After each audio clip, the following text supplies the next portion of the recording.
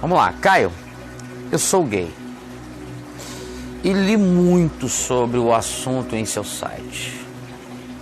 Li quase tudo. Eu já vi você falando sobre os sodomitas. Só que 1 aos Coríntios 6, a palavra em grego traduzida em português por sodomitas é na verdade asenokoitai, que significa que se deita com o homem na cama. Essa expressão é igual à presente na Septuaginta, tradução grega do Antigo Testamento.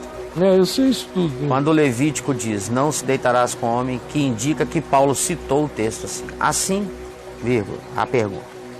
Como entender que ele não estava condenando de modo claro? Não, eu não estou dizendo que Paulo não condenava. Estou dizendo é que Jesus não é Paulo.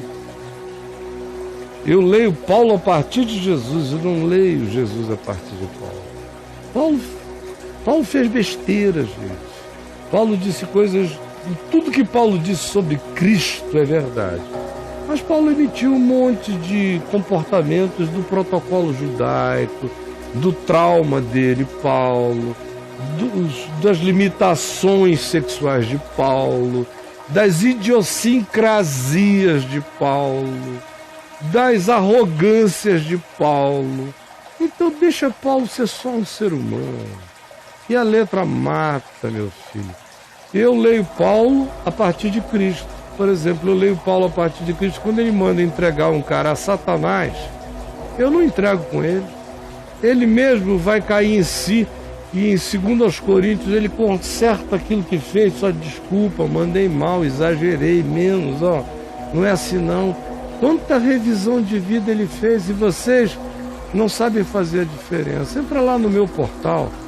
Tem um link lá chamado A Mente de Paulo. Leia A Mente de Paulo, meu filho.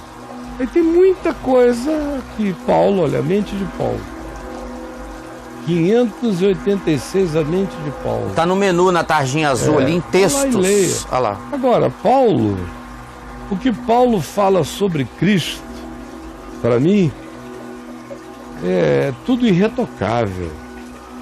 Agora, quando ele fala sobre comportamento, como é que tem que ser, como é que não tem que ser, é o tal de um texto meu que tem lá, que você tem que procurar, chamado Princípios Absolutos e Aplicativos Relativos. Circunstanciais. Circunstanciais? Aplicativos circunstanciais. Escreve aí, aplicativos circunstanciais, Gabriel. Que é para o cara saber a diferença, fazer a diferença entre o que Paulo diz que é um absoluto em Cristo e o que Paulo diz que é uma acomodação circunstancial. 44 aplicativos. Não, mas eu queria que aparecesse para todo mundo ver. É simples, é só, como é que é o nome? Aplicativos circunstanciais. Só escrever 2 palavras já vai aparecer. Aplicativos circunstanciais. Deu Aí 18. já foi para o que você disse sobre ordenação de mulheres. Distraiu, tem o texto preciso, Braulio. Vê se você acha aí qual é. Princípios Paulo, imutáveis e aplicativos circunstanciais. Esse aí, abaixo do vídeo. Aí, ó. É esse texto. Não é esse aí? É. Então vá lá e leia.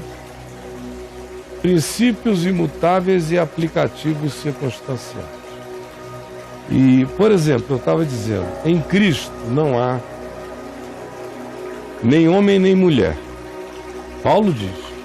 Isso é um princípio absoluto, pois em Cristo não há nem homem nem mulher, nem escravo nem liberto, nem judeu nem grego, nem bárbaro nem cita, nem qualquer outra etnia. Nada é mais relevante. Na cruz tudo isso acabou. Em Cristo isto é para não existir. Se você está em Cristo. Esse é o princípio absoluto. Agora vem os aplicativos. Por exemplo, mesmo ele dizendo que ele sabe que em Cristo não há homem nem mulher, ele manda que a mulher se comporte de um determinado jeito, que o marido se comporte de um certo jeito, embora não haja homem nem mulher. Ele fala que é para a mulher não falar em público na igreja. Por quê? É porque é pecado, os anjos vão ficar de pinto duro? Não, não é não. É porque no mundo judaico a mulher ficava do outro lado, calada. E ele carregava ainda, por mais livre que seja, uma carga pesada. Além do que, as comunidades que ele reunia eram feitas de gentios e de judeus convertidos, mesmo fora em outros países. Havia sempre aquela demanda judaica do comportamento, do lugar da mulher, da congregação. Ele fez acomodações, embora em Cristo não haja nem homem nem mulher. Esse papo tivesse que acabar. Só que o mundo não estava preparado. A mesma coisa é escravo e livre. Em Cristo não há escravo nem livre, mas ele escreve aos Colossenses, aos Efésios, dizendo aos senhores de escravo, como tratar o escravo, ao escravo, como se submeter ao senhor do escravo. Está certo isso? Não. É uma relatividade aplicada a uma dada circunstância. A uma dada circunstância. Agora, o sodomita, que é aquele que pratica o coito homem com homem, tem todo tipo de gente praticando coito homem com homem. Você acredita mesmo, de todo o seu coração, que na presença do Deus do universo, o cara é colocado no inferno porque ele botou o pinto dele na bunda de um outro homem? Um homem que gosta dele, que ele gosta do homem, e vice-versa. Você acha mesmo, na presença do Eterno,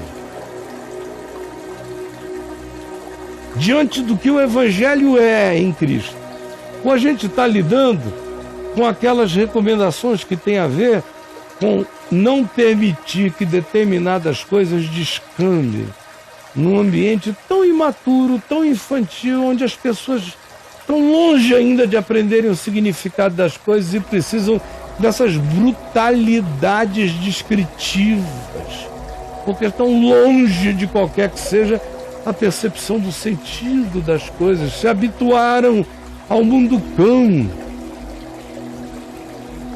Agora, é fácil você entender também o que Paulo diz sobre sodomia, no ambiente no qual ele falou sobre sodomia no mundo greco-romano, onde a existência e o estímulo à sodomia era totalmente banalizado, banalizante de todos os tipos. Os professores tinham direito de botar na bunda dos alunos, ou de pedir para um aluno maior pegar a bunda dele. Fazia parte da educação. A gente está discutindo aqui esse negócio de museu que mostra putaria. Lá no mundo greco-romano fazia parte do pacote a pedofilia. É um museuzinho deles da época. Era como a relação entre o professor e o aluno se dava. Era um internato de intensidade de ensino. E isso ia desde o ensino a qualquer outra coisa na vida. A nossa palavra fornicação vem de fornos, daqueles arcos para proteger a estrutura, que era onde a mulher se encostava, levantava a saia e o cara mandava ver em pé. Forno. É. Ou um homem baixava a calça e o outro pô, mandava ver. Então, cuidado com a fornicação, que era o que acontecia ali de maneira banal e abjeta, totalmente objetica só, e promíscua. Então, o que eu posso te dizer é o seguinte, meu filho, se você é um cara que se agarra a essa descrição contra você, então eu te aconselho, mesmo sendo gay, não fazer mais nada. Agora, não venha pedir de mim uma explicação, uma vaselina para você deixar entrar melhor. Porque o que eu tenho a dizer eu já disse, é como eu creio, é como eu me comporto, é como eu ensino. O espírito do que eu creio, que é o espírito de Cristo, se baseia fundamentalmente no fato de que tinha gay para todo lado à volta de Jesus. Aqueles soldados romanos, não tinha ninguém ali praticamente que não fizesse um troca-troca. Fazia parte da cultura do exército romano. Dias fora, nem sempre eles tinham acesso às mulheres. Os próprios generais tinham o hábito de chamar um soldado para dar uma pegada nele. O centurião. E se sentar-lhe o leão. E vice-versa. E havia essas coisas todas. Jesus chamou esse assunto, perguntou por isso. Não entrou nessa vibe. Entrou. Em momento algum. É porque não havia? Não havia. Assim como ele também não puxou o assunto das prostitutas. Foram os religiosos que puxaram. Eles é que pautaram essa questão. E como é que Jesus tratou essa questão? Apoiando a interpretação dos religiosos? Não. Foi dizendo que tem muita prostituta na frente de vocês no reino dos céus. Agora, qual é a diferença? Porque a prostituta dá a xoxota.